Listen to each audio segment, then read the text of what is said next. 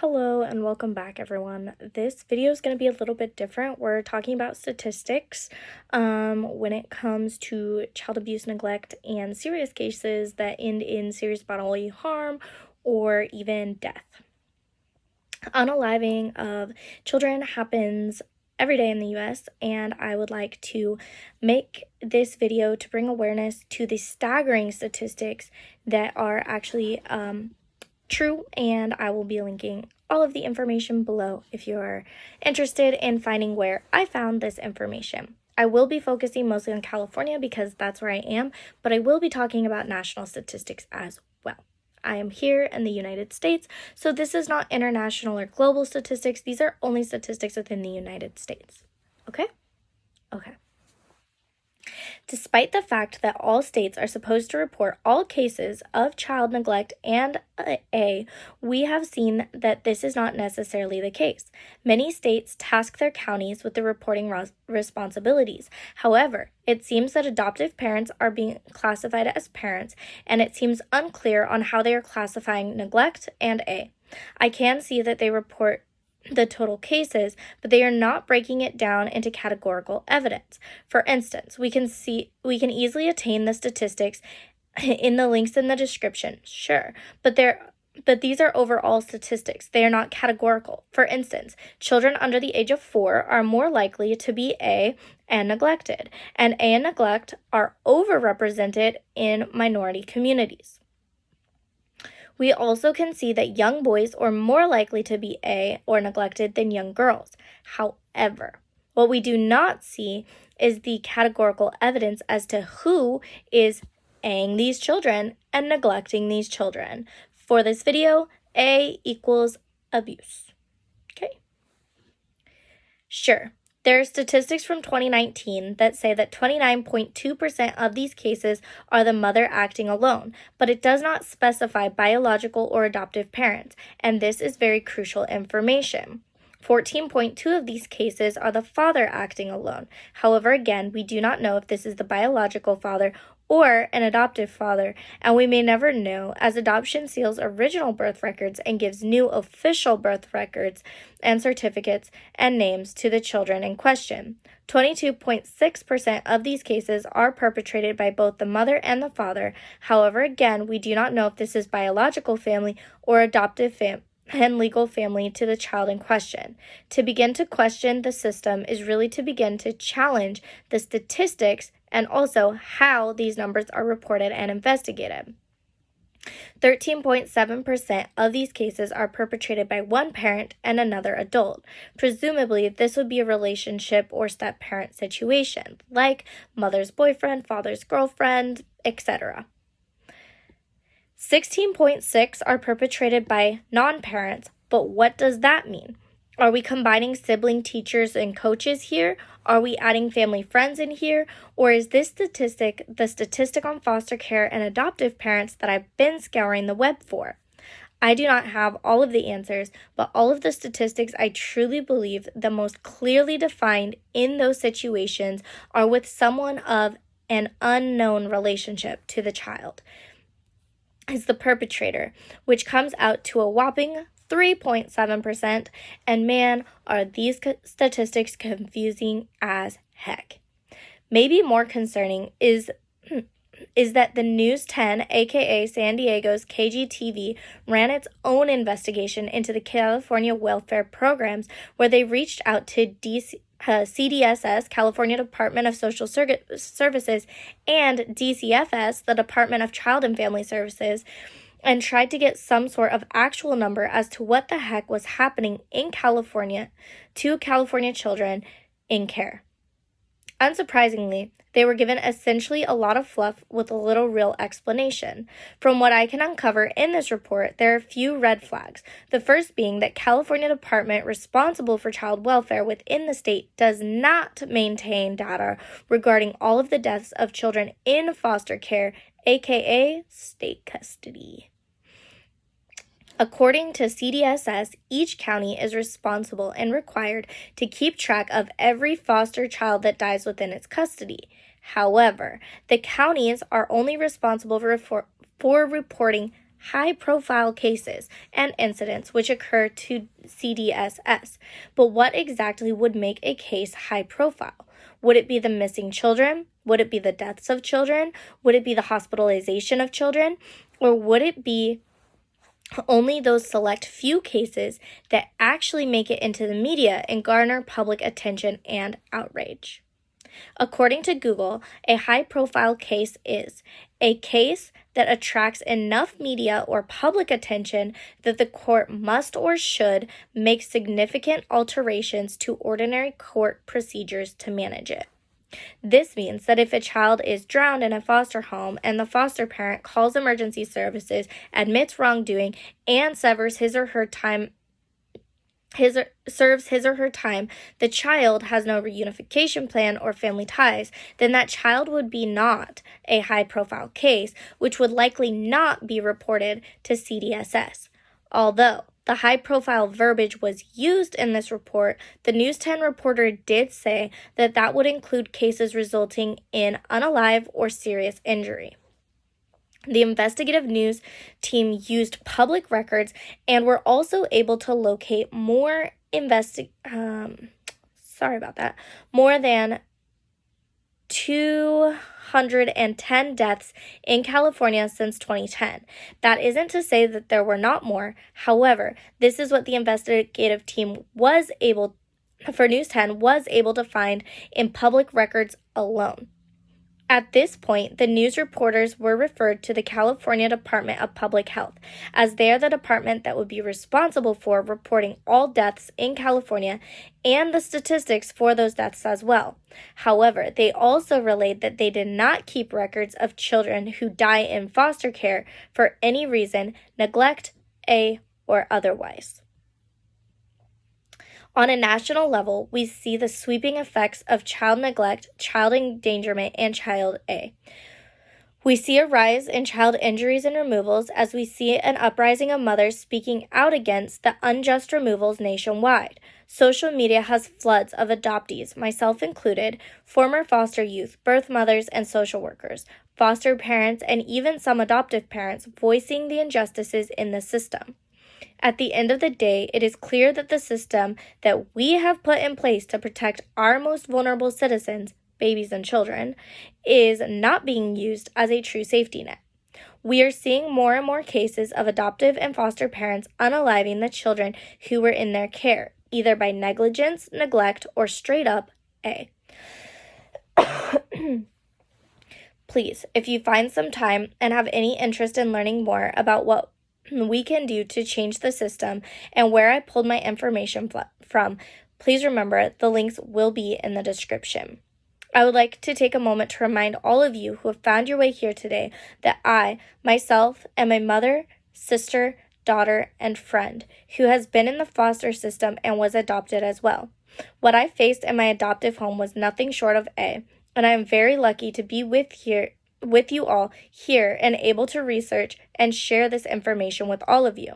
I am actively sharing these videos as a way to tell the stories of those who now will never have a voice, and propose practical, applicable change that could strengthen and support the actual welfare of children currently living within our child welfare system. As you will learn more about me, I'm a huge supporter of the idea that if something seems off or wrong, report it. Child A and neglect is becoming more and more common in our society, and it is up to us, the people of America, to put a stop to it.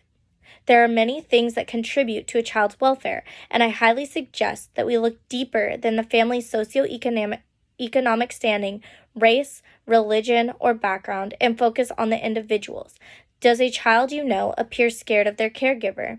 Do they make excuses for the actions of their caregiver?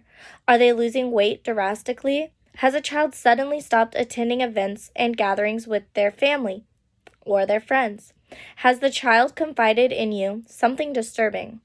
Please, if you answered yes to any of these contributing factors, report what you know. And if you are a caseworker, social worker, case management case manager or person involved in the Child Welfare Department in California or any other state in the U.S., please take these allegations seriously, even if, and especially if, the allegations are against foster and adoptive families. So often, foster youth and adoptee voices go unheard and their pain goes unwitnessed. I implore you to help break the cycle, even if it seems trivial to you. It could be the one thing that prevents another tragedy and loss of life that is sweeping this nation.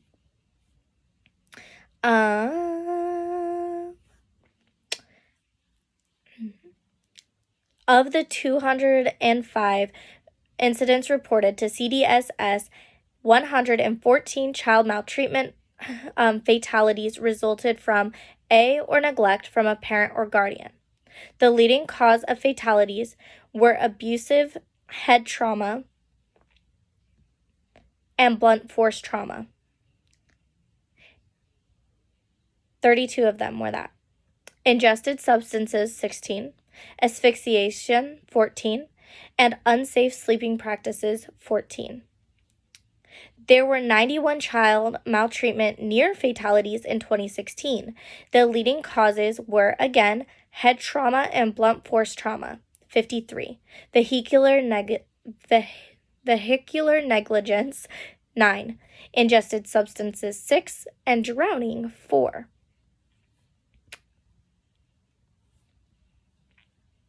Male children died in greater numbers than female children for nearly all causes of death apart from vehicular negligence and stabbing. In total, males accounted for 61% of all fatalities and near-fatality critical incidents. Reported child fatalities and near fatalities for Black children decreased from 2015 to 2016. Despite this decline, child maltreatment fatalities and near fatalities continue to reflect racial disproportionality, as Black and multiracial children account for a larger portion of fatality and near fatality victims than their share of the greater child population. This was from the CDSS California.gov. Despite the efforts of Child Protective System, child maltreatment fatalities remain a serious problem. Although the untimely deaths of children due to illness and accident were closely monitored, unalives that resulted from physical abuse and severe neglect can be more difficult to track.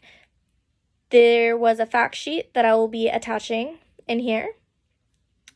However, it does show that there's a disproportionate response to critical issues in different ethnic groups than in white middle-class families. Some states reported an increase in child fatalities from 2012 to 2013, and they attributed it to improvements in reporting after the passage of the Child Family Services Improvement and Innovation Act, which passed in 2010. According to data from the National Child and Neglect Data System, NCANDS, 51 states reported a total of 1,809 fatalities. Based on the data, a nationally estimated 1,840 children unalived from or neglect in 2019, a slight increase from the 2018 number, which was 1,780. However, it is a 10.8% increase since 2015, which was 1,660. So those are the sources. That is what's happening. That is what's happening to children. Children are dying every single day. In January 21st of 2022, today the Children's Bureau at HHS Administration for Children and Families released the 31st Child Maltreatment Report. The report reveals that of the 3,145,000 what the heck? Children were the subject of Child Welfare Agency response in the fiscal year of 2022. 618,000 children were determined to be victims of maltreatment, compared to 656,000 victims in 2019. A total of 76.1% of these victims suffered from neglect alone or in combination with other maltreatment types, while 16.5% of these victims suffered from physical A, either by itself or in combination with other types of maltreatment. While the data in today's report shows a decrease in child maltreatment, there's still work to do. The ACF Acting Assistant Secretary Ju Yin-cheng said, "One thing hasn't changed. The vast majority of children come to our attention because of neglect. We must do more to provide services and supports to families before these problems, often related or exacted by poverty, become a crisis. ACF will continue to work with our partners to put practitioners in a place to ensure the safety and well-being of all children across the country." Obviously, y'all are failing.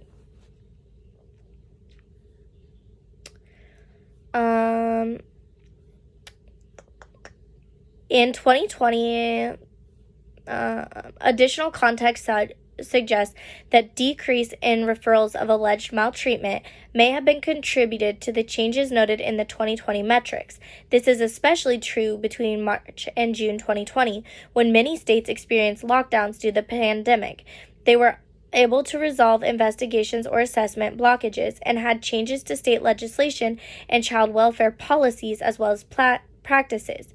The COVID-19 pandemic has impacted children and families involved in the child welfare system, as well as the professionals working with these families. Disparities that were present before the pandemic were intensified, and COVID-19 exposed gaps in our human services delivery system, said Aisha E. Schmoberg, the Assistant Commissioner of the Children's Bureau.